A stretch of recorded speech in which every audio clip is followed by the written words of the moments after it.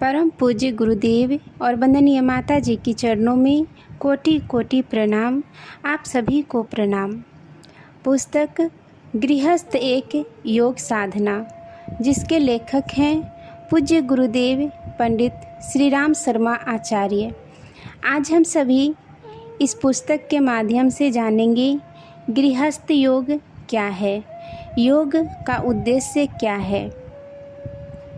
योग का अर्थ है जोड़ना, मिलाना। मनुष्य की साधारण स्थिति ऐसी होती है जिसमें वह अपूर्ण होता है। इस अपूर्णता को मिटाने के लिए किसी दूसरी शक्ति के साथ अपने आप को जोड़कर अधिक शक्ति का संचय करता है। अपनी सामर्थ्य के बल से अपूर्णता को दूर कर पूर्णता की ओर तीव्र गति से बढ़ता जाता है। यही योग का उद्देश्य है। इस उद्देश्य की पूर्ति के लिए हठ योग, राजयोग, जप योग, लय योग, तंत्र योग, भक्ति योग, ज्ञान योग, कर्म योग, स्वर योग, ऋजु योग, महायोग, कुंडलिनी योग, बुद्धि योग, समतव्य योग, प्राण योग, ध्यान योग, सांख्य योग, जर योग, सूर्य योग, चंद्र योग, सहयोग, प्रणव योग, नित्य योग आदि 84 प्रसिद्ध योग और 700 अप्रसिद्ध योग है। इन विभिन्न योगों की कार्य प्रणाली, विधि व्यवस्था और साधना पद्धति एक दूसरे से बिल्कुल भिन्न है, तो भी इन सब की जड़ में एक ही तथ्य काम कर रहा है। माध्यम सबके अलग अलग हैं, पर उन सभी माध्यमों द्वारा एक ही तत्व ग्रहण किया जाता है। तुच्छता से महानता की ओर, अपूर्णता से पूर्णता की ओर, असत्य से सत्य की ओर, तप से प्रकाश की ओर, मृत्यु से अमृत की ओर जो प्रगति होती है उसका नाम योग है। अनु आत्मा को परम आत्मा बनाने का प्रयत्न ही योग है। यह प्रयत्न जिन जिन मार्गों से होता है उन्हें योग मार्ग कहते हैं। एक स्थान तक पहुँचने के लिए विभिन्न दिशाओं से विभिन्न मार्ग होते हैं। आत्म विस्तार के भी अनेक मार्ग हैं। इन मार्गों में स्थूल दृष्टि से भिन्नता होते हुए भी सूक्ष्म दृष्टि से पूर्ण रूपेण एकता है। जैसे भूख बुझाने के लिए कोई रोटी, कोई चावल, कोई दलिया, कोई मिठाई, कोई फल, कोई मांस खाता है। यह सब चीज़ें एक दूसरे से बिल्कुल पृथक प्रकार की है, तो भी इन सब से भूख मिटाना यह एक उद्देश्य पूर्ण होता है। इसी प्रकार योग के नाना रूप का ही एक प्रयोजन है आत्मभाव को विस्तृत करना, तुच्छता को महानता के साथ बांध देना। अनेक प्रकार के योगों में एक गृहस्थ योग भी है। गंभीरता पूर्वक इसके ऊपर जितना ही विचार किया जाता है, यह उतना ही अधिक महत्वपूर्ण, सर्वसुलभ तथा स्वल्प श्रम साध्य है।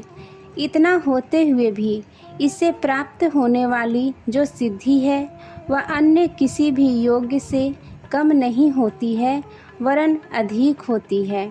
प्राचीन समय में अधिकांश ऋषि गृहस्थ थे। वशिष्ठ जी के 100 पुत्र थे। अत्रि जी की स्त्री अनसुईया थी। गौतम की पत्नी अहिल्या थी। जमदग्नि के पुत्र परशुराम थे। च्यवन की स्त्री सुकन्या थी। याज्ञवल्क्य की 2 स्त्री गार्गी और मैत्रेयी थी। लोमस के पुत्र भृंगी ऋषि थे। वृद्धावस्था में संन्यास ले लिया हो, यह बात दूसरी है, परंतु प्राचीन काल में जितने भी ऋषि हुए हैं वे प्रायः सभी गृहस्थ रहे हैं। गृहस्थ में ही उन्होंने तप किए हैं और ब्रह्म निर्वाण प्राप्त है। योगी राज कृष्ण और योगेश्वर शंकर, इन दोनों को ही हम गृहस्थ के रूप में देखते हैं। आत्मोन्नति करने के लिए गृहस्थ धर्म एक प्राकृतिक, स्वाभाविक, आवश्यक और सर्वसुलभ योग है। जब तक लड़का अकेला रहता है तब तक उसकी आत्म भावना का दायरा छोटा रहता है। वह अपने ही खाने, पहनने, पढ़ने, खेलने तथा प्रसन्न रहने की सोचता है। उसका कार्य क्षेत्र अपने आप तक सीमित रहता है। जब विवाह हो जाता है तो यह दायरा बढ़ता है। वह अपनी पत्नी की सुख सुविधाओं के बारे में सोचने लगता है। अपने सुख और मर्जी पर प्रतिबंध लगाकर पत्नी की आवश्यकताएं पूरी करता है। उसकी सेवा, सहायता और प्रसन्नता में अपनी शक्तियों को खर्च करता है। कहने का तात्पर्य यह है कि आत्म भाव की सीमा बढ़ती है। एक से बढ़कर 2 तक आत्मीयता फैलती है। इसके बाद एक छोटे शिशु का जन्म होता है। इस बालक की सेवा, शुश्रूषा और पालन पोषण में निस्वार्थ भाव से इतना मनोयोग लगता है कि अपनी निजी सुख सुविधाओं का ध्यान मनुष्य भूल जाता है और बच्चे की सुविधा का ध्यान रखता है। इस प्रकार यह सीमा 2 से बढ़कर 3 होती है। क्रमशः यह मर्यादा बढ़ती है।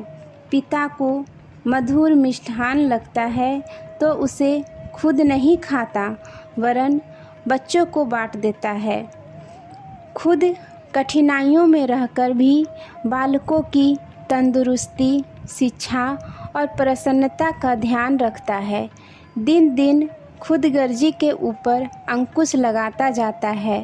आत्म संयम सीखता जाता है और स्त्री, पुत्र, संबंधी, परिजन आदि में अपनी आत्मीयता बढ़ाता जाता है। क्रमशः आत्मोन्नति की ओर चलता जाता है। भगवान मनु का कथन है कि पुरुष, उसकी पत्नी और संतान मिलकर ही एक मनुष्य पूर्ण होता है। जब तक यह सब नहीं होता तब तक वह अध कचरा, अधूरा और खंडित मनुष्य है। जैसे प्रवेशिका परीक्षा पास किए बिना कॉलेज में प्रवेश नहीं हो सकता, उसी प्रकार गृहस्थ की शिक्षा पाए बिना वानप्रस्थ, संन्यास आदि में प्रवेश करना कठिन है। आत्मीयता का दायरा क्रमशः ही बढ़ता है। अकेले से पति पत्नी 2 में, फिर बालक के साथ 3 में, संबंधियों में, पड़ोसियों में, गांव, प्रांत, प्रदेश, राष्ट्र और विश्व में यह आत्मीयता क्रमशः बढ़ती जाती है। आगे चलकर सारे मनुष्य जाति के आत्मभाव फैलता है। फिर पशु पंछियों में, कीट पतंगों में, जड़ चेतन में यह आत्मभाव विकसित हो जाता है। जो उन्नति 1 से बढ़कर 2 में, 2 से 3 में हुई थी, वही उन्नति धीरे धीरे आगे बढ़ती जाती है और मनुष्य संपूर्ण चर अचर में आत्मसत्ता को ही समाया देखता है। उसे परमात्मा की दिव्य ज्योति सर्वत्र जगमगाती दिखती है। पत्नी तक अपने मन को जितने अंशों में फैलाया जाता है, उतने अंशों में अपनी खुदगर्जी पर संयम होता है। बाल बच्चों के होने पर यह आत्म संयम और अधिक बढ़ता है। अंत में जीव पुण्यता आत्म संयमी हो जाता है। दूसरे के लिए अपने आप को भूलने का अभ्यास क्रमशः इतना अधिक तुष्ट हो जाता है कि अपना कुछ रहता ही नहीं, सब कुछ वीराना हो जाता है। मेरा मुझको कुछ नहीं, जो कुछ है सो तोर की ध्वनि उसके अंदर से निकलने लगती है। खुदी मिट्टी जाती है और खुदा मिलता जाता है। मैं का अंत होने से तू ही शेष रहता है। गृहस्थ योग की छोटी सी सर्वसुलभ साधना जब अपनी विकसित अवस्था तक पहुंचती है तो आत्मा परमात्मा बन जाता है। अपूर्णता से छुटकारा पाकर पूर्णता उपलब्ध करता है और योग का वास्तविक उद्देश्य पूरा होता है। आज के लिए यहीं तक। आप सभी को धन्यवाद। जय माँ गायत्री।